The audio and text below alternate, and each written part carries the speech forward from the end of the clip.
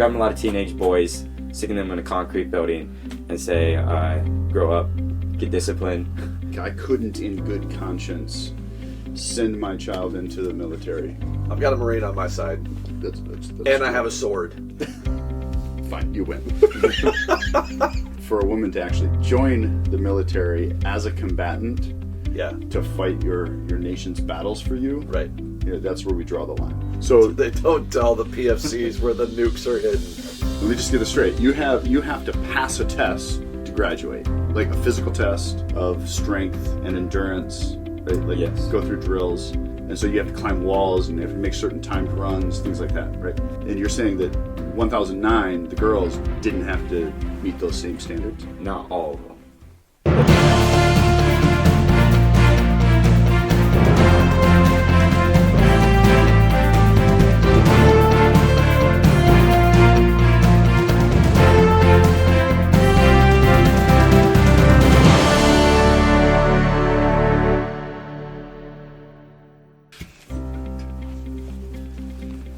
Welcome back to Plundering Leviathan, a podcast of North Center Church, where our aim is to reclaim culture's gold for Christ's glory. Jeremiah's got a sword this morning because we're talking about warfare. Warfare? Marines? The military? The armored forces? The armed forces, right? The armed forces. And we have a first-time guest, a family member of the Knoop household, Aukeem, Knoop, Coop, Snoop, Knoop. Obi-Wan Kenobi. Welcome, Aukeem. Hey. Good to have you here. You are a newly christened private first class in the Marine Reserves. Yes. So welcome. Tell us about yourself. How'd this happen to you? All right. How did this? What happened? Just finished boot camp, San Diego, MCRD, Marine Corps Recruitment Depot. We're right across the fence from the airport, so you see the planes flying everywhere. 13 weeks of training. You're here on behalf of yourself. Yes. The views expressed are my own and do not necessarily reflect the official policy or position of the U.S. Marine Corps, the Department of Defense, or the U.S. government. Perfect. Excellent. Good to know. So you're here as a civilian today. Yes. Gotcha. Awesome. All right, so you're not going to give us any classified information. You're not going to tell us where the nukes are hidden or anything like that, which you probably don't know as a PFC. I wish. Yeah. So They don't tell the PFCs where the nukes are hidden. darn. But you were in San Diego, Yeah. and it was how long? 13 weeks. The longest boot camp out of the entire military forces. Is it? Yeah. The rest of them are usually around 8, 9, 10 weeks. But as the initial basic training boot camp, the Marine Corps has the longest. Wow. Where did you first get this idea that you wanted to be in the Marines? Good question. Senior year of high school, and Mom was like, you should probably start applying for college. It's like, yeah, good idea. So he's running from college, is what it is. No. Whose story is this? Yeah. None of the colleges would accept you. And No, so I you're got trying to figure out, accepted what into- in the world do I do now? Last ditch effort with. Oh, I'm sorry. No, that's so not. you applied for some colleges. Applied to 4 of them. Accepted into 3 of them. Chose UNW. During that time, I saw a military ad or whatever, and I was like, oh, that's cool. But I was looking for a non-expensive mini boot camp. And there's a lot of them out there, sports or physical ones, and I just wanted to find one where I teach more discipline, gain more strength, muscle mass, and then come back stronger, new experiences. So you're looking for something to do in the summer. Yeah. That would increase your overall strength. And Yeah. And eventually I was like, why am I looking for a different type of boot camp when I just go to boot camp? And so I started actually looking into the military. I spent almost 2 months researching the military, every day consistently. And I started checking out the Army, Navy, Space Force, Air Force, National Guard. And each one of them have their benefits, but Marine Corps was more the challenge. I wanted more of the challenge, and the discipline, and the Marine Corps definitely had that. And so I sent in my number, and it was 2 weeks later, they called me up and then went into their office, had a like a 4-hour sit down. My recruiter was not planning on that. I was like, can I come in for questions? He's like, sure. And I'd sat down and we were there for like 3 or 4 hours. I was asking questions about it. I had an entire list on my phone, notes about it. He was calling in different people, sergeants, staff sergeants, gunnies, coming in. What kind of questions are you asking him? What I'd be doing, what's the casualty rate, what about those who actually go to war, like infantry part, college, how would officer training go. All kinds of questions. And yeah. In other branches, you have your certain core values, but Marine Corps stuck out more, and the integrity, the honor that they hold you at, it's a high standard. They care about what you do when you're actually in your job, but when you're on leave or liberty, they also care about what you're doing during that time as well. And those things are important to you. The Yes. like respect, integrity, just in general, they matter to you. Yeah. They have a higher moral standard than some branches. And so that stood out to me. Like, I peppered those who fresh got out of boot camp, those who'd been in for 8 years, those who'd been in for 20, those who retired, many questions, and they all of them said, if they had the chance, they would have done it all over again. Did you ever dream about it when you were growing up? Like, military? When I was, Being a warrior? right before I was adopted, Nebraska. Wait, you were adopted? Yeah. Yeah, so you're the adopted son of Mr. Jeremiah Knoop. I have 3 boys. 3 boys. And you were adopted when you were how old? 7. So before I was adopted, I was been like, first Halloween, we're getting costumes and stuff, and So he's still in our home at this point. yeah, Sure, you're fostering We're them. fostering him. Yeah, it wouldn't have been Halloween. It would have been like a fall dress-up day. Because the Knoops don't celebrate Halloween, is that what you're saying? We'll do an episode on that in Okay. a couple of months. Yeah. Yeah, So, we've been All Saints Day. All Saints Day. Sure. All Hallows Eve. Yeah. So yeah, on All Hallows Eve, we were dressing up as... Anyway, Mom let us pick out costumes, and I picked a Army Ranger, which had the hat, the I remember that. full gear thing, and I wore that for years, even though it didn't fit. And so when I was younger, I always thought it'd be cool if I became an Army Ranger. I had no idea what it actually was. I just thought military, Army, and then Ranger was more like wilderness and a higher level. Completely forgot about that until last year, November-ish, when I actually joined the DEP. It was when Mom pointed out, she's like, you know, you did this like military at that young age. Yeah. Like, oh, I forgot about that. Aukeem came home and we wanted to watch some war movies. And so we watched Monty Python and the Holy Grail a couple of days ago. Such a bloody war movie. Yeah. Yeah, I mean, well, the whole thing is, I mean, they have weapons like this. They do. In fact. And so I don't know, did you gain any inspiration from that movie that's going to carry you on as you head back into... Probably wiser choice of movies later on. But Did you? Jeremiah says when he watches Monty Python that he feels himself getting dumber. No, I feel my brain cells killing themselves. And I mean, the humor though is just going over your head because you're not understanding it. I think that's you need to think harder about the humor. Or it's... we understood it, we just didn't understand why they made it. Anyway, Yeah.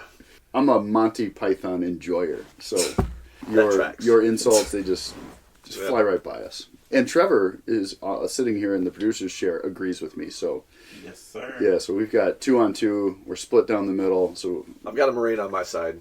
that's And I have a sword. fine. You win. Anyway, All right. so you watch. What was the point of that? You watch Monty Python. What would you? It's a war movie. We also watched Is Saving it- Private Ryan. Would you say it's just war? I don't know. We get into that later. We can talk about Just War Theory. We should I want talk- to hear more about. We should talk about just war. I want to hear just a little bit about boot camp. So, like 2 highlights or 3 highlights of that 13-week experience. What was hard? What was unexpected? It was a big shock, definitely at the beginning. You get your haircut, you get your phone call home. That was a big shock at the beginning, but it did also bring all of us together. Everyone looked the same. Everyone had to do the same thing. Everyone was held to the same standard.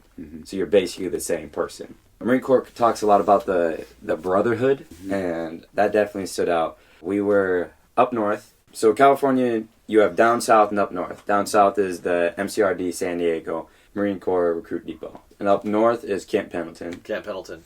And one side they have other Marine Corps training, and on one side of the you could say mountain range. Yeah. Other side is recruit training, where you're only there for 4 weeks, and that's mainly like skills, shooting range, that type of stuff. It's like third week up north, our senior drill instructor decided to give us a challenge, and it was to catch up to 2 platoons that were already on a hike in front of us. It was a 3-mile hike. The closest platoon was 25 minutes, so we were almost half an hour behind them. It was an ammo can resupply. Mm-hmm. So we had 14 ammo cans, 56 guys. He started off with like a light jog, and this is going through like hills around gravel road, going up hills, down hills, and I'm dying. 50-something guys behind us running with us. I'm a squad leader, so all the squad leaders run back and start grabbing ammo cans from those in the farthest in the back. And they're a good distance back, so then we have to rush them forward. We get to the front, and during that, a lot of us are either dying if we have an ammo can or hiding because we don't want to grab that ammo can. But we make it about halfway through, and there'll be times where one of your buddies, you're falling behind, will just look to the side and be like, hey, let me grab that from you. Mm-hmm. And you're tired, you don't have enough sleep. Mm-hmm. It's the end of the day, you're running on a hike, you feel like you should be walking, and you see a platoon you're supposed to catch up to, and they're just like 100 yards up, and you just can't catch up to them. We get almost near the end, and there's just one big hill left, and I grab an ammo can because I'm like, I'm just going to finish this hill with it, and we look behind, and there's a guy in the front of us just dying with the ammo can, and this guy who has one ammo can already goes up and pats him in the back, and he's like, let me take that for you, I got you. So all of us are sweating, all of us are tired. There are guys with 2 ammo cans, some who've had an ammo can then almost the entire time, and everyone's encouraging each other. You can see the guy on your left, you could definitely tell he's not the stronger out of the entire group, and he's still carrying 1 or 2. Guy in front of you is trucking along, he's pouring sweat, others with tears, and still, they're going, they're moving. That hit me in one of those seconds where it was like, wow. It's a cool thing to be a part of something like that. Yeah. Yeah. It's like a brotherhood in one way, where that's good, you have each other's back. Brotherhood in another is like, you know how to push buttons and stuff. That's a fun part of the brotherhood. That's something that's unique to guys. We've talked about it before on these podcasts. When you get to know each other, you can rib each other and have fun, poke fun at each other. Yeah. Jeremiah oftentimes does it to me, especially with his selective editing on this podcast. But that's fun. That is brotherhood, and it's a good thing. Would you say it was almost like family? Because you mentioned that you said the word family. 4 guys in your family? Yeah, so in a drill formation, you have 14 lines. Okay. Each line is called a family. So we have family 1, 2, 3, 4, 5, all the way to 14. In each family, there's squad 1, squad 2, squad 3, squad 4. You have squad leaders. First squad, second squad, third squad, fourth squad leader. So you have 14 guys behind you, and they're each aligned to the guy to the right. In front of fourth squad leader is guide. And out of the recruit structure, you have guide, who's like the leader. He guides you through whatever the drill instructor says. And then behind guide is the 4 squad leaders, and those are like his advisors, his helpers. While you're in boot camp, your brain kind of shuts off because you're focusing so much on your workouts. Your brain just shuts off. Yeah. Mm-hmm. But hey, you could maybe do it. I could do it. Yeah, I can shut the brain off. I operate mostly with my brain shut off. What were you saying? Marine in the making. So what's the cutoff age? Could Steve make it? It's 28, but we did have a 30-something-year-old. And you said you can get an exemption if you're over... Yeah, so the 30-something-year-old got an exemption. I happen to know already, Aukeem said I could get the exemption. He said they would take me. Yeah, so it's possible. But only if their mascot dies. They have a mascot right now. The bulldog? Well, yeah. He sits and doesn't do much. They take him and parade him at banquets and things. They have a mascot. Chirp, chirp. Sorry. So going back, your squad is your family. Is that the... No, so your squad is those you're in charge of. So who's your family? My family would be the squad leaders. You have 3 brothers. Yeah. Both at home and away. So you earn the position of squad leader, but it can be taken away from you. Yes. So you could lose your family like that. Yes. Yeah, that's how we raised him. We said, look, you show up or you pack up. That's it. Yeah. Shape up or ship out, you know? You guys are tough. Yeah, we told him every night when we tucked him into bed. So if I'm doing the math right, you've got about 50-some guys. You said 56. Yeah, 14. 4 squads of 14. You were responsible for 13 guys? 14 guys? Yeah, 13 or 14. And that's pretty cool. And a lot of them were older than you. Oh, yeah. And so you're a young squad leader. In your job, what would you say as a squad leader is your main job? Basically, to hold those in my squad accountable Okay. to whatever drill instructor says, integrity, honor. Grabbing a lot of teenage boys, sticking them in a concrete building, and say, grow up, get disciplined. Marines is like grabbing a bunch of teenage boys, sticking them in a concrete room, and telling them to grow up. Yeah. But you also had girls there. Yes. We had a female platoon, which is newer, When did ladies first start to join military? 1918. Was the Marines? first female Marine. 1918. Orphan May Johnson was the first female Marine. World War One. So when the males were out, they had a large decrease in people in the Marine Corps and reserves, like a huge decrease. So they made up for that and started recruiting more females. And they were treated as just like side workers or just a lesser Marine Corps. In 1918, at the end of World War I, women were first allowed to serve in the Marine Corps, primarily in clerical and support roles, known as the Marine Corps Women's Reserve. Marine Corps Women's Reserve. Okay. Yep. In World War II, over 20,000 women joined during the war for this Women's Reserve, where they served in administrative, clerical, and support positions to free men for combat. Non-combatant. Post-World War II, in 1948, the Women's Armed Services Integration Act allowed women to serve permanently in the regular Marine Corps, though initially in limited roles and not combat roles. Yep. In the 70s and 80s, women's roles were expanded so they could be involved in aviation, logistics, and communications. And in 93, the Pentagon allowed women to serve in combat aircraft. 93. Aircraft. And then the U.S. military opened all combat roles to women, including infantry, armor, and reconnaissance in 2013. There it is. Wow. And then in 2016, women were allowed to attempt and complete Marine infantry training, including recon. 2013 is when women were first allowed to be in all combatant roles. Mm-hmm. 2016 is when they were allowed to Attempt and complete Marine infantry. Yeah. Yeah. So pretty recent. Yeah. Yep. So the West began to fall in 1918, and the end game started in 2013. 2013. Let's talk about that for a second. We've done 4 podcasts on feminism. One of the verses that has come up is the Old Testament reference to women not wearing the clothes of a warrior. Mm-hmm. Steve and I are going to say we don't think it's right for women to be in our armed forces. No. Women shouldn't be fighting your battles for you. That this is a role Biblically, right. God states it. Right.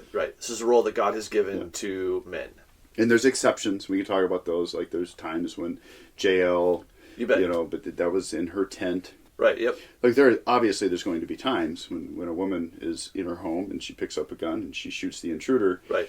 But for a woman to actually join the military as a combatant, Yeah. to fight your nation's battles for you, Right. That's where we draw the line.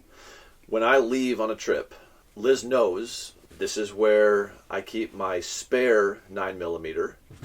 It's loaded. Here's how you turn off the safety, and then put that red dot on the person coming in the house and pull the trigger. Sure. So I carry one on my person, but then I have one for Liz, so that because I and she's ready.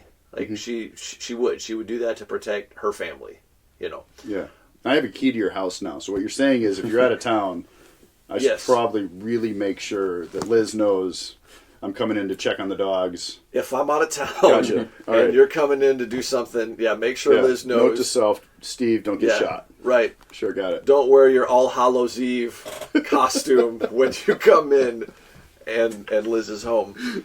Okay. Good to know. That's different than her enlisting in the military. Sure. And we all know that. So we went to the graduation ceremony, and we sat in on some lectures ahead of time while we were waiting for the graduation ceremony to start. And one of them was one of the female officers hoorahing the fact that there is now girl power represented. Her words, quote, girl power represented in the Marine Corps since 2013. So this feels like a big step forward, progress in our nation's history.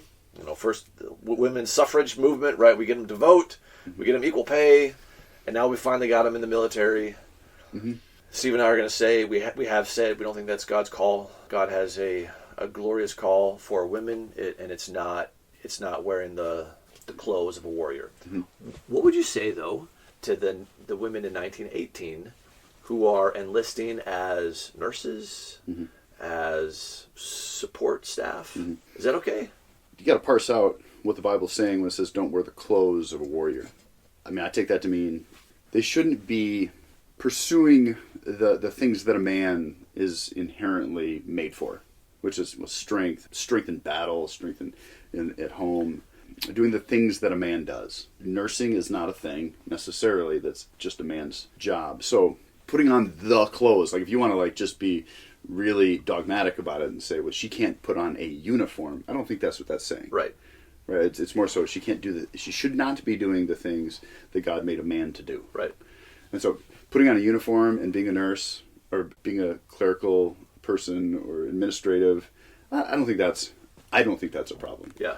But going into combat, putting on a uniform to be in the infantry, I mean, that's a problem. I have a question, though. Are the standards the same now? So to go through, so let's just say my daughter, who's your age, and she chose the college route instead of the military route. Praise God. But if she had chosen to like go down to boot camp with you, for instance, and she was in, 1009? Yeah. Are her standards the same as yours were? No. No. Okay. So let me just get this straight. You have to pass a test to graduate, like a physical test of strength and endurance, right? Like yes. Go through drills, and so you have to climb walls and you have to make certain timed runs, things like that, right? And you're saying that 1009, the girls didn't have to meet those same standards? Not all of them.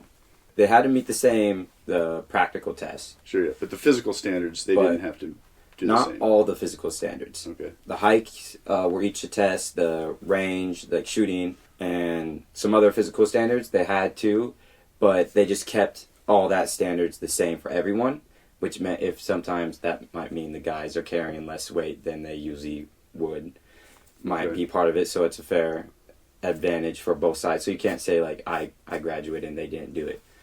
And so that you all did it together and you all did the same amount. There's 2 personal tests? Yes.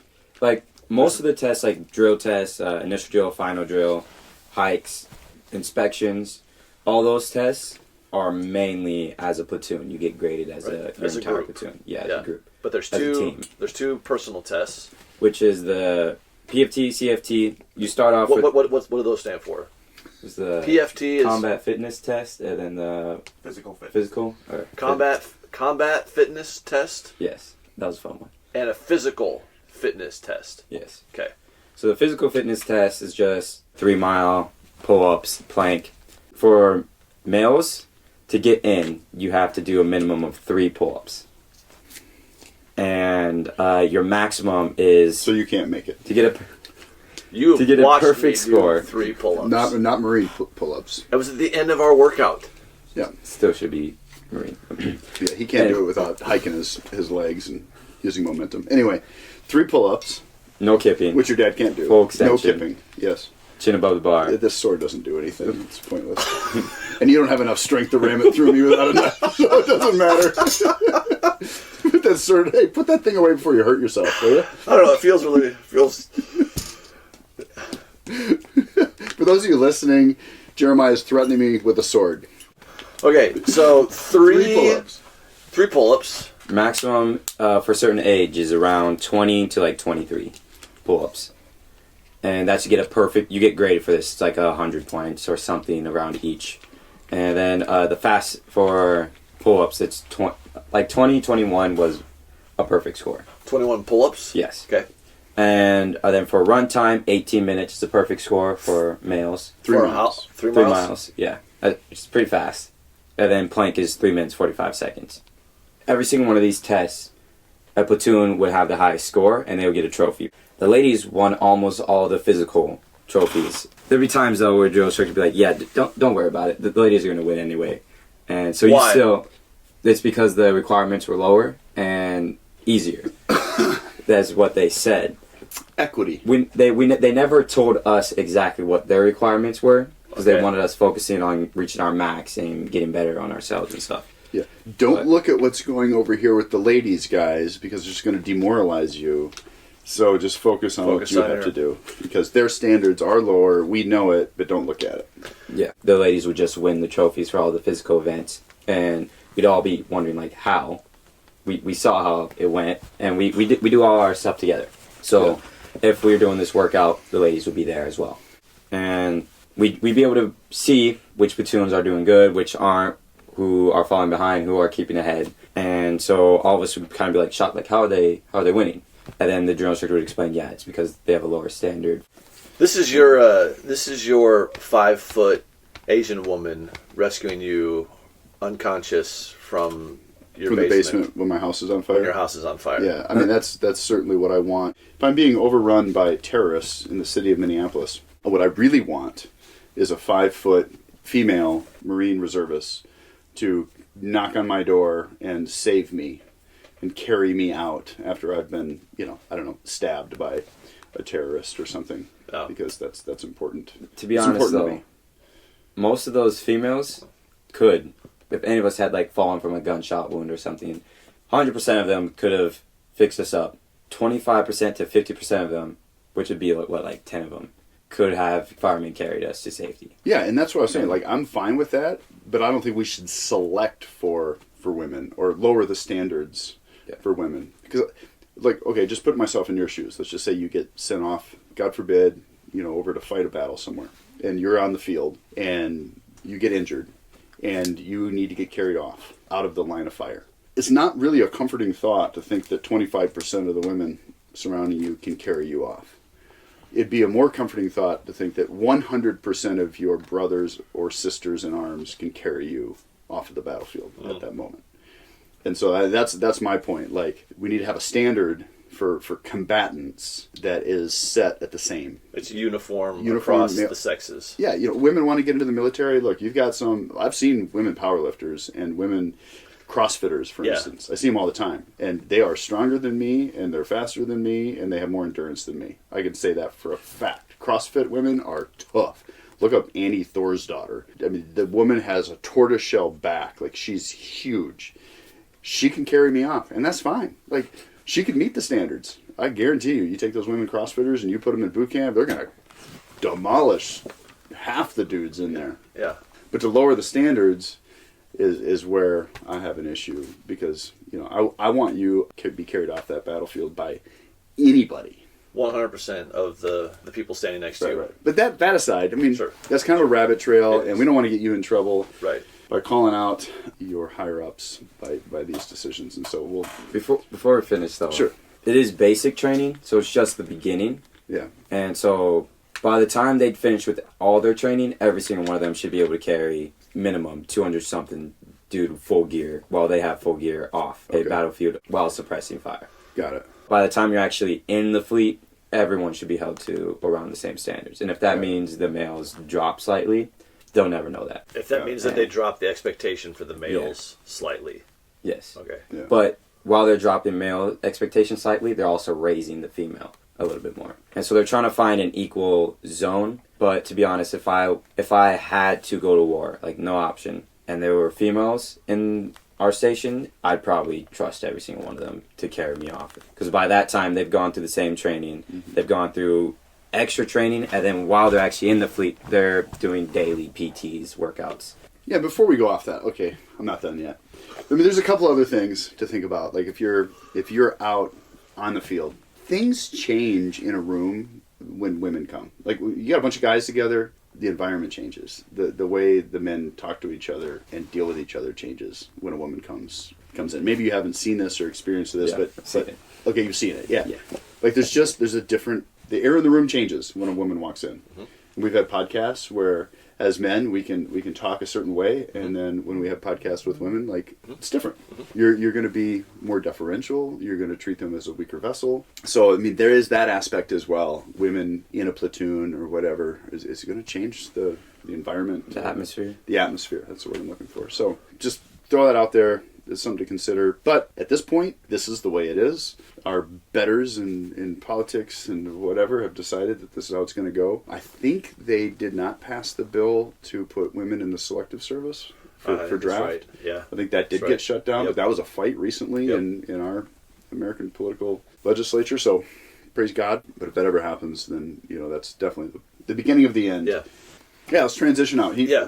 Before you go there, he graduated. I just want to give you props because you didn't just you kept the squad leader position the whole time. Yes. Yeah. And so you maintained your private first class status. So you are officially private first class Knoop. Yes. That's good. Congratulations. We're proud. By the way, cool. We're proud of you. The stories, we've already sat down a couple times and heard your stories. I picked you up at the airport and heard plenty of stories, and I was oozing with pride for you because I think the military is good for young men. I love my country, but it's the government I'm afraid of. So when it comes to military service, I think it's good for young men, especially to go in and get that discipline and integrity and the honor and the satisfaction of accomplishing hard things. Yeah. It's something every man should do. It's kind of a graduation from it's something of a rite of passage. Manhood, a rite of passage. Yeah. That used to be rite of passage. Was they'd go out hunt, shoot something, or they go into battle. Viking warriors, stuff like that. Yeah, we used to have that in our society, and it's something that we've kind of lost. And so that's really cool that you had that rite of passage as a young adult. We're proud of you. I know your dad's proud of you, and your brothers. I've seen a change. Them saluting you and stuff. It's pretty cool, and it's been fun. Yeah. That aside, there are some people, like you said, Jeremiah, in our listening audience that would object entirely to military service. Is that where you're going? Yeah. And they would do that on what grounds?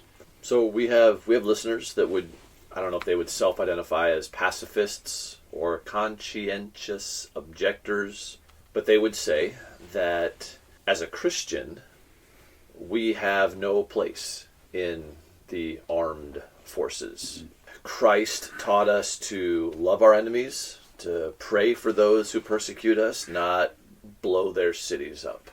Our call as Christians is to get on our knees, to turn the other cheek, not to grab the bazooka.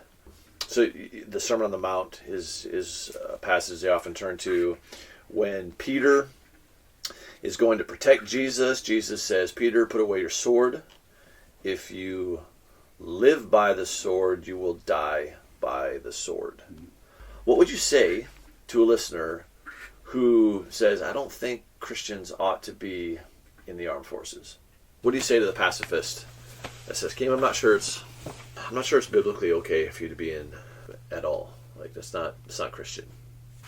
Should a Christian be allowed to join armed forces? They're thinking more of like joining war, battle, shooting, taking down a country or something.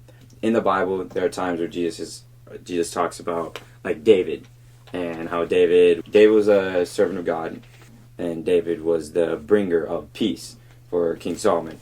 And David was a fighting man, warring, battle, everything. He was a warrior king.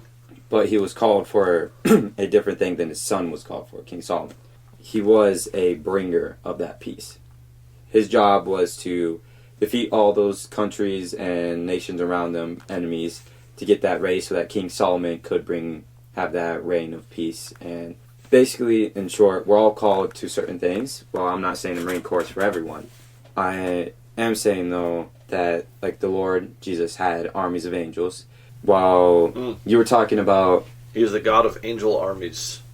Yeah. Yeah, it's good. You were talking about how in most of those contexts, like the turn the left cheek to Peter do not attack with the sword, that was all personal, like vendettas or revenge. And you were saying like God says vengeance is mine. So the military is not a place for vengeance, vendettas, personal retribution. That's what you're saying? Yes. Yep. But also, you can join the armed forces and be a cook and never see a gun outside of basic. Yeah. I think a pacifist would maybe say, yeah, but you're still supporting the cause. Yeah. So you're not holding the gun, but you're feeding the ones that are holding the guns. Yes. And so you're guilty by association. So that argument wouldn't hold up now it might for a conscientious objector who says, no, I can't kill anybody. Mm-hmm. And so then you would get drafted as a cook maybe, and that might work for them. But for those that would say, no, I'm part of the problem. I am complicit in something that I see the Bible saying is not okay. Yeah, you're giving tacit approval. You are. To it. Mm-hmm. Yep. Ask them, what does it mean to be a pacifist then? Because you can be a pacifist and be like, I just choose to abstain from all fighting and violence. But it comes down to a guy coming to your house, points a gun at your family, and you have an opening, and you have a gun. Do you take it, or do you just say, no, I'm just watch them die? Well, as a pacifist, I can tell you they don't have a gun. Right. But your question still stands. The guy comes into their home, and you have an opportunity to act with violence. Yes. To protect your family. What are you going to do? I've had friends that have said, I will use a weapon, just not a deadly weapon. I've got a buddy I'm thinking of who has a bat in his house. And his rationale is, I'm going to break their legs, I'm going to bash their shoulder in, but I'm not going to aim for the head. A bat gives me a better chance of stopping the threat without killing the threat, because they have an immortal soul, and if I pull the trigger and their lights go out, I just ushered them into a godless eternity. That's a terrifying thought. Mm-hmm. Mm-hmm. So they would want to protect their family without using deadly force. I think is how at least the pacifists that I know would answer that question. If you're at home and a kid walked in with a full automatic and just started blasting, what would you do? Would you retaliate, or would you just stand there and be like, I'm a pacifist, I'm not going to do anything, I don't believe? Yeah. So it's first about your views as a pacifist, and I was called a pacifist at boot camp, actually. I would have guys come up and start cussing at me, and I just would ignore them. And that's part of what Jesus would say, like, turn the cheek, because that was all personal stuff. Mm-hmm. And to be honest, I don't care if you're talking me down or you're talking family down, they would use that. Well, other guys would retaliate or respond back, yell, and other stuff. The other recruits would call me a pacifist because I just didn't go for that. Or if they were going for a fight, trying to get a fight started, I would go the other way. And so there are ways to be a different type. You could say pacifist. You are going to bear arms for the sake of protecting your country. My assumption is you would be okay owning firearms to protect your wife and your kids, but you're not going to use violence as a way of enacting vengeance or settling a personal score. Yeah, and they make that very clear. Even if we're on leave or liberty, getting in a personal fight or getting into any sort of violence, they hold us to a higher standard, so we will be tried by a military court, and we will get worse punishments. Are you pacifist? No, I'm not a pacifist. Okay. No, when it comes down to protecting that which I love, I fight what's in front of me, not because I hate it, what's in front of me, but because I love what's behind me. Yeah. Yep. And so there's just again, it goes to the Ordo Amoris, which we've talked about on this podcast many times. I love my family more than I love his family or him. Yeah. And so I'm going to protect them at all costs. So, Yep. yeah. I also have a bat strategically placed in my house. If somebody walks in, I'm going to grab the bat and I'm going to aim for the head. Yeah. Quite frankly. Sure. Because that's going to decapacitate that person.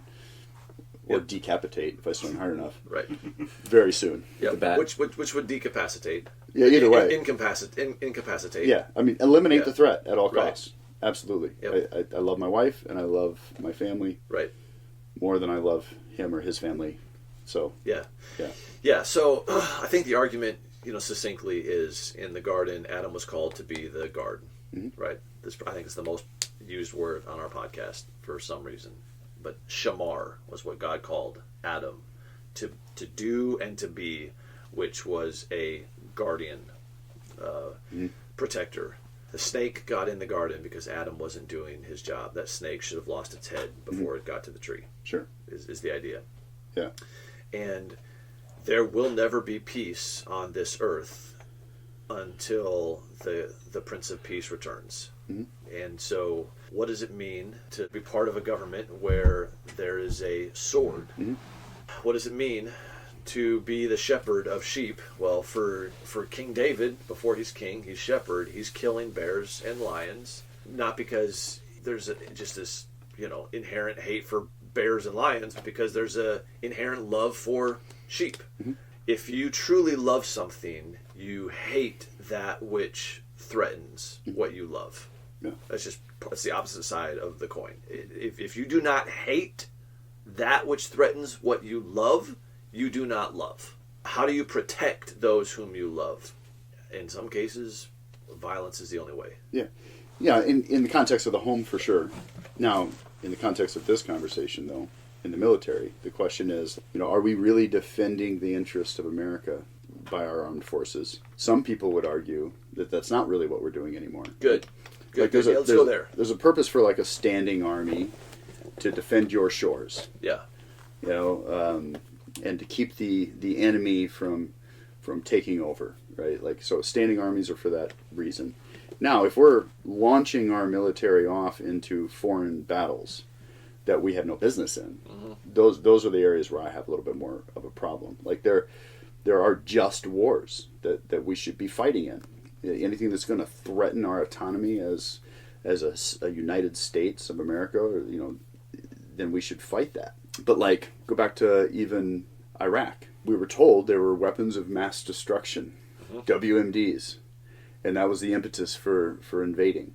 And so we go into Iraq and we do everything that happens, the shock and the awe campaign back then, and Saddam Hussein and ousting him, and then lo and behold, we found out that they never had weapons of mass destruction. In fact, all the intelligence was wrong, and really the whole impetus for the war in Iraq was a smokescreen. And why did they go in there? I mean, there's a lot of debate about that, but it didn't seem like we went to battle for that reason. You go back to Afghanistan, same kind of thing. We go in and we destabilize the whole area, and the place is worse off now after all those years, all that blood that was spilt. I had a friend that served 3 tours in Afghanistan. He was in the National Guard, and they kept him longer than he was supposed to go. They redeployed him again and again, didn't see his family for like 3 years. He saw atrocities beyond imagination. And for what? For what? I mean, it's worse off now than it was. Right. I mean, it seems like the whole reason that we went into those battles is so they could hoist a pride flag over there or something. Like, I don't understand the point of some of these battles that we've been fighting. And so I would have objections on that basis. Would that basis be just war theory? Sure. Yeah. I mean, that's what it boils down to. Like, just war theory, is formulated by Augustine and Thomas Aquinas. And, the idea that there has to be a just reason for the war. It needs to be done, the war needs to be done in a just manner. Like the things you talked about, you don't shoot somebody in the back. You don't shoot somebody that put their weapon down and surrendered, right? Like those things. Do you shoot a child? Do you shoot civilians? Those are some things that we have to talk about. I mean, what's going on right now between Israel and Gaza? Like there's a lot of people that would say that what they're doing by leveling the civilian homes and hospitals is outside the realm of just war. In fact, Netanyahu he's got an arrest warrant all over the world for him because they consider him a war criminal because of what he's done. Well, we're as Americans supporting that, and so I would have a problem with going over and supporting the war in Israel right now because of those reasons. I don't think that they're executing the war in a just manner. So there's the motive for going into war. Sure.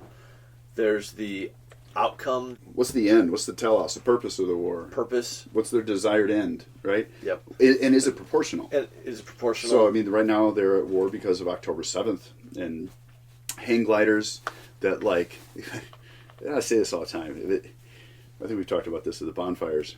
But, October 7th happened. It was supposedly some hang gliders that, like, flew their way into some music festival and surprised the Israelis, who have maybe arguably the best intelligence on the planet. Mossad knows everything. Just saying that word probably put us on some kind of a watch list. Yep.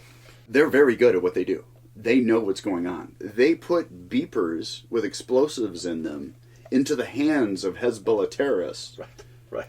Like, Right. they are so advanced in their intelligence that they actually knew which beepers they needed to put explosives into to get them into the hands of the terrorist, and then they detonated them all at the same time to blow these people's hands and crotches off. Like, they're good at what they do. And so you're going to tell me that on October 7th, they couldn't find, like, 2 hang gliders coming down? Like, it's not like they just came in rapidly. No, they're just floating. Like, oh, hey, there's some hang gliders. Oh, here they come. Like, Israeli intelligence didn't know that was happening. Right. And now we're in this protracted battle in a proxy war, essentially, with Israel. We're sending our money over there. Mm-hmm. And they're leveling Gaza. They're starving them. Yeah. There are kids. I mean, there's a lot of people out there that are upset right now because they say this isn't happening, and this is a very tough conversation. But there is no question that Palestinian citizens are getting killed in this battle. And they say, oh, well, that's because Hamas is hiding behind the civilians. And there's no doubt, I'm sure that happens. Oh, absolutely it does. But is the response by Israel proportionate to October 7th? And that is where I think Augustine and Aquinas would say that is no longer a just war. It is not a proportionate response. And what is the end? What are you trying to do? Like, you ended the immediate threat. Right? There's no longer an immediate threat. And so now that the threat is over, this should stop. The killing should stop. The leveling of Gaza should stop. They've turned it into a rubble pile at this point. The shooting needs to stop. The killing needs to stop. And it looks like the Israeli military and government doesn't want to stop it. And the question is why? And that brings up, like, the end. What's the purpose? Right. What do they really want? Well, I mean, we have some ideas. I'll just say this. Look up the Israeli military patch on their arm. It's a map. See how big the map is in proportion to what Israel is right now, and now you know what they really want. Mm-hmm. Yeah, we've talked about that. So, I would have objections to getting involved with the military in America for that reason. I don't think that right now America is fighting just wars. I think we're fighting proxy wars in Ukraine, proxy wars in Israel, for reasons that Augustine and Aquinas would probably object to. Yeah, but as an enlisted man, you don't have any control over where you get sent. Yeah. And so, sounds like you're throwing bathwater out with babies to say, we need those who are going to guard our country, but because of what we're doing with the guardians right now, I'm not going to enlist because of that. I mean, is that fair? Or am I just think I couldn't, in good conscience, send my child into the military. And love what you're doing. Yeah. And I love Aukeem, but I personally, because of my own personal beliefs and what I've seen our government do, I couldn't, in good conscience, do that. Yeah. I'm not going to send my child off to go fight in Israel for a war that shouldn't be happening, or go fight in Ukraine for a war that shouldn't be happening. Should have been over. So then what happens in our country when the threat is here and not abroad, and we don't have a military because of that? If good American citizens that love the Lord, they're Christians, they see what's going on with our government, would say in unison, we are no longer going to support this, they would be forced to change. Because we do need, I believe we need a standing military. Absolutely, a standing army to defend our shores. But you're not going to force any change until you stop. You know, it's just like what happened with Cracker Barrel. I mean, this is not going to sound like it's the same thing, but it is. Yeah, sure. You know, Cracker Barrel is an image for years that they've cultivated of being the family, restaurant, the old time country store, whatever. And some, woke DEI CEO gets in there and says, we're going to change Cracker Barrel's entire image, and we're going to change the logo. We're going to kick the old farmer off and the barrel off the logo and change it to some just total cookie cutter, gross, I don't know what it was. Yeah, it was nothing. And what did they get? And they're gonna change their stores, and they're gonna make them look like super industrial and modern or whatever, instead of the old country feel that you got when you walked into a Cracker Barrel. People went to Cracker Barrel because they wanted that old country feel. Right. And so what did people do? They rose up and they said, well, you know what? We're not going to go there anymore, and we're going to demand this not change. Same thing. What happened? Cracker Barrel caved. Right, they did. They said, okay, we're going back to Now where that we had lost. it. We've heard you. Right, yeah. Yeah. This $700 million campaign or whatever it was to remodel all these stores and change our image is now going to be changed. We're not going to do it. The people forced the change. Yeah, right. And we can do the same thing, I think, with unjust wars by just saying, you know what, we're not going to send our kids to go fight your wars anymore until you back down from this. No more forever wars, please. Like that's essentially what we've been involved in for decades is wars that made no sense. That had no purpose and we got nothing out of. I'd rather, like there were people saying, oh, we went into Iraq to get the oil. Man, look, I'd rather us just go in and plant a flag there and get the oil then. Colonize the place. Like at least you have a purpose for it. Like, but what did we get out of it? We just got a bunch of dead soldiers, a bunch of PTSD vets, folks without arms and legs. For what? There seemed to be no purpose to it. That's my soapbox on the whole thing. And yeah. Do you have any comments to that? Just the way the U.S. was made. If you don't agree with the issue, then you should speak about it. Mm-hmm. Speak up about it, because that's how the U.S. was made. The democracy, the people to speak and govern, and as a U.S. civilian, you have the power of change. Sure, that's a big set. So Steve has a voice as a civilian that you don't have as a recruit. And as a civilian, like, well, so you said use the word democracy, and I'd say that we have forms of a democracy in our government, but you know, our Constitution is more of a, I mean, our form of government is what a constitutional republic. Yeah. And so we have elements of a monarchy in our system, elements of democracy, and elements of a republic. And what's been happening over the course of our country's history is we've become more democratic, you know, in one way, and more authoritarian in another, I think. States' rights have been, you know, dissolved a little bit. We've become less of a federalist. We have less elements of federalism in our government and much more elements of empire in a way, big government control. And so the White House and federal government has more power than states do. Citizens have less power than they would like in a democracy. We're not a direct democracy in that regard. Because I elect somebody and that person goes and is supposed to represent my voice, right? However, they're getting lobbied by all of these special interest groups. And so the person I elected is supposed to represent me, but what they're doing is they're taking money or something else from special interest. I don't know, for instance, AIPAC, let's just say.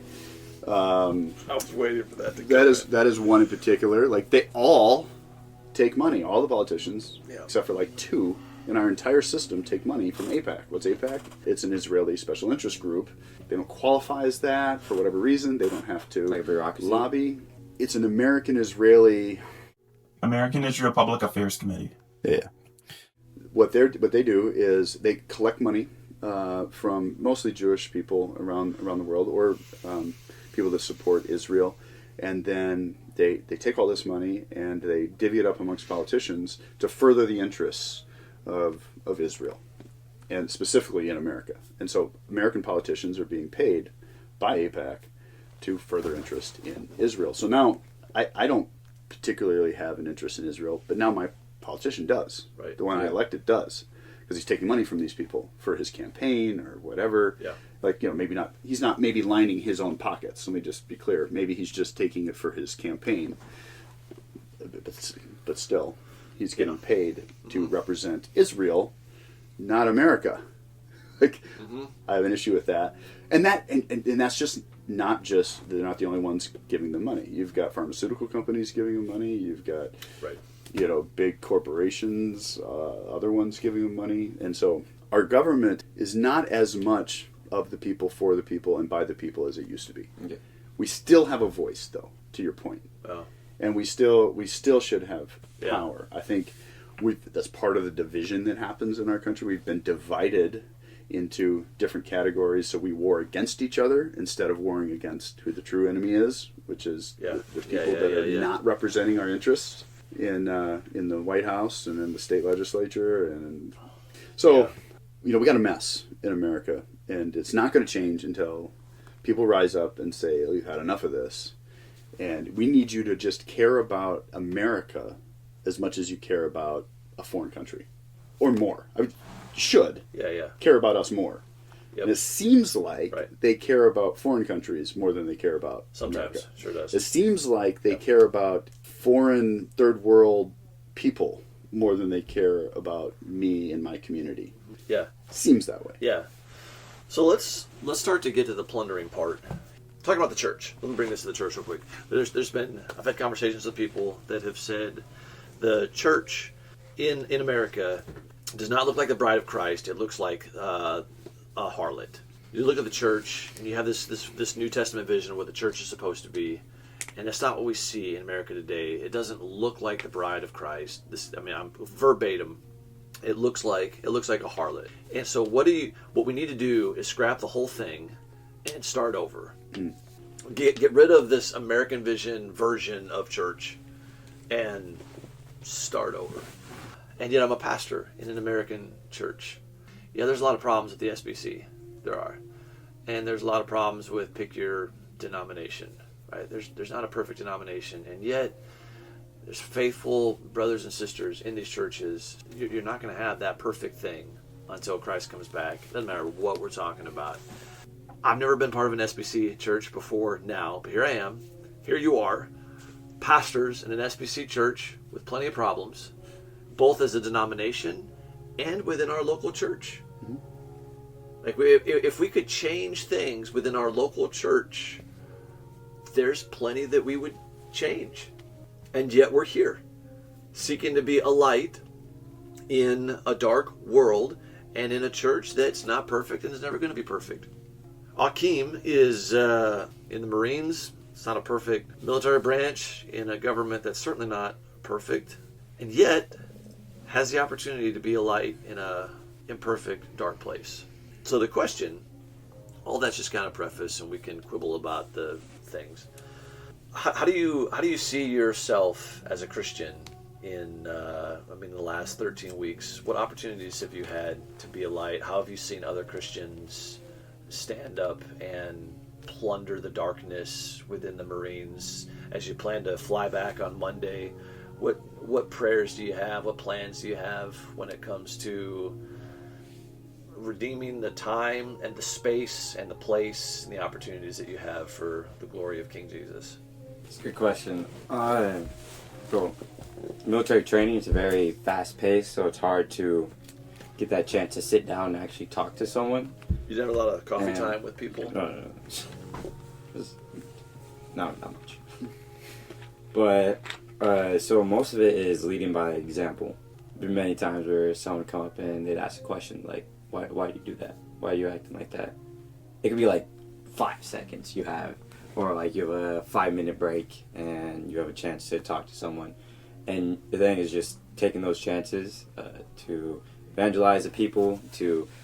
There were times at the beginning where we had a little sit-down time where we get like half an hour or something, and to get our stuff ready. So while we're getting ready, we'll have like one guy pulled aside. He and I had a few talks about Mormonism for a while, and so there's definitely chances. But the thing is, they are watching you. Everyone's watching everyone else around you. You're watching everyone else around you.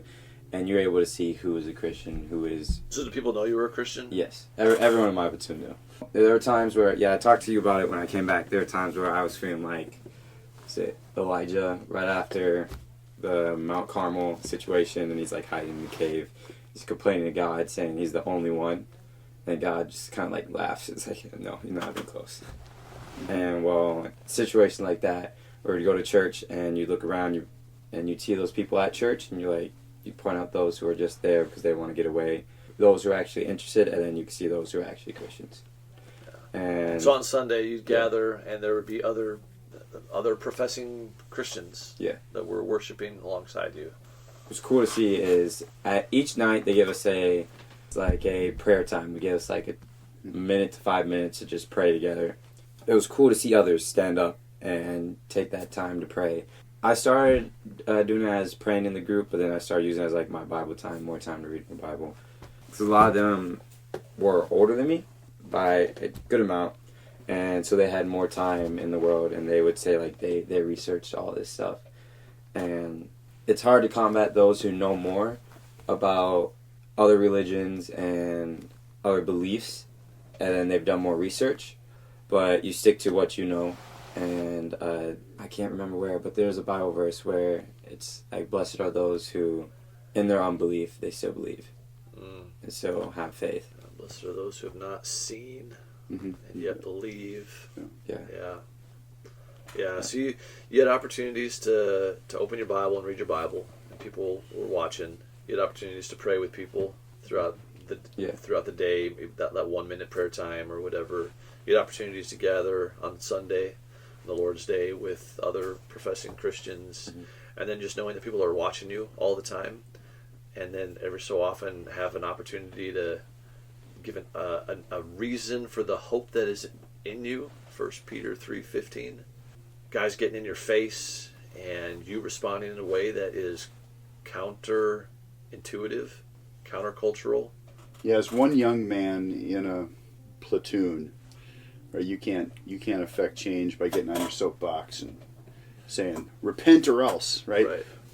It's not going to work so well, and we don't convert by the sword. Yeah. Right. Or by force. We convert by showing the love of Christ to draw others to Him. And man, what you said there, it just sounds like being light Wherever you are. wherever you are. And God has you in the Marines right now, and so you're going to go and you're going to be salt and light. That's what it sounds like you're doing, and being countercultural. I mean, that's what Jesus called us to do. Go out there and don't be of the world. Right? You're going to be in the world. Don't be of the world. Mm-hmm. What would you say to somebody watching who has never been in the military, or who's only seen films of military, like Monty Python or something? So they have ideas of what it might be like, and, or maybe some young guys that are thinking about stepping into the military and wondering how does that work with your faith? What do I have to, as a Christian, what do I need to be preparing for? For those who are planning on joining or are currently in, not the only one. You're not the only Christian. Yes. There are seasons where it feels like you are the only one there. You're the only one who understands, the only one who has this belief. And you feel like your faith is breaking. You feel like there's nothing going on. You're not alone. And a season of quiet might be a season of peace. Say that again? What? So the season of quiet What is is not like hearing God say anything, or you don't see anything physically happen. Like you don't see a car crash and all of a sudden like everyone's surviving miraculously. While you may not be able to see those miracles, that doesn't mean it's not a season of peace. That really stood out to me while I was there, and God definitely gave me peace during that. A lot of people had the stress and the anger and past trauma bringing up to now new trauma. And while it may feel like nothing's going on, you have to just have that trust and faith that something is. God is at work, even if you can't feel it, Yeah. even if you don't see it. You're not alone. God always has His soldiers everywhere. His soldiers Yes. everywhere. Yeah, Yeah, that's good. cool. What's next for you, Aukeem? You're home for 10 days, or you're on the Yep. tail end of that, and then I fly out tomorrow back to San Diego. I got MCT, which is the second part. It's just basically taking the foundation they gave us in boot camp.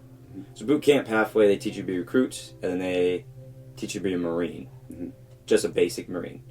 And then what I'm going next to is going to train us to be a little more than that. To be a Marine that can be in the fleet. Full-fledged. And then once I'm done with that, I go to my MOS school, which is Military Occupation Specialty something. MOS, Military Occupation Specialty, I think. Yeah. Right. I didn't know that until I came here. But all we knew was MOS was our job type. So okay, then your specialty or yeah. whatever. Yeah. I then they fly me out to 29 Palms, which is in the middle of a desert. And that's going to be, they said it's the worst place if you are student status. It's the worst place to be stationed at. It's a desert, burning hot, and then you're 40 miles away from the closest town. and then your student status, so you can't drive a vehicle. And so you're kind of stuck there. Mm-hmm. But I think it'll be fine. Because it's going to be good for me because that means less opportunity to spend money, waste money in town. Less opportunity to get in trouble or to get stuck with the wrong group of people in town, which happens a lot at other bases. And then on base, they have like movie theaters, restaurants, malls, shopping centers, bowling alleys. And it'd be basically like a 9-to-5 job, a 6-to-4 job. School? Yeah. Your training. Yes. So you got 3 weeks of building on the basics, Yeah. and then they ship you off to 29 Palms. Yes. And then you're there for a few months to do your specialized schooling. Yeah. Yeah. You're doing like engineering, something or other. Network administrator. Yeah, that's what I was going to say. Yeah. Network administrator. Well, that's good. Anything else? Dad? Marine Dad? Marine Dad, got a shirt. Says my proud Marine Dad. Yep.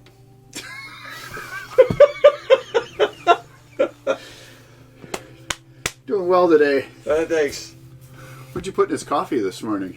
Land this plane. All right. Well, Aukeem, again, we're proud of you. We're so Thank you. so thankful for your steadfastness. Being a good Christian man in the military is needed, absolutely. And so, you know, stay in your Bible when you're there. Stand on the Word of God. Be praying all the time. We'll be praying for you as you're there. Look for opportunities for God to put people in your life that you can speak truth into and show Christ to. And we'll be trusting that you're going to stay faithful and be cared for and protected. I know your family will miss you. And we're going to miss you here at North Center for sure. But man, I think there's good things in store. So looking forward to see what God does in your life through the Marines. Well, folks out there, thanks for listening. And whether you join the Marines or Armed Forces or whether you don't, whatever you do, remember Leviathan is bound. Go take his stuff. Until next time.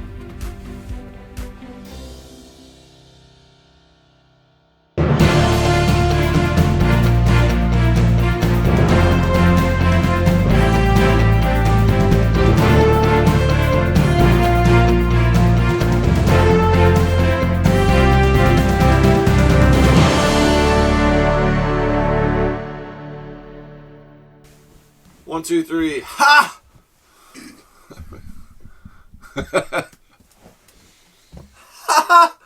This is like a crusader sword. No, I mean you could. Man, it's not gonna. You don't have to do anything. That sword couldn't hurt you. This thing wouldn't be able to cut your butter. No edge to it. Dad also has a pirate sword. That's so. purely for show. Even a blind nut finds a squirrel once in a while.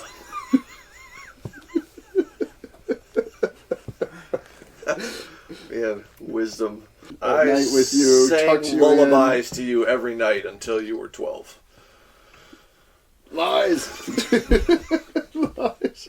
The Marines is like grabbing a bunch of teenage boys, sticking them in a concrete room. Concrete? The Marines. Oh yeah. Hi. We gotta pull out the gun all the time. Did you work out yesterday? All day, but not like push-ups. Mostly yard That's not stuff. working out. That's just work. That's why I say I was working, not working out. You said you were working. Well, I was working outside. Here you go. Oh, that was CFT that I was looking at.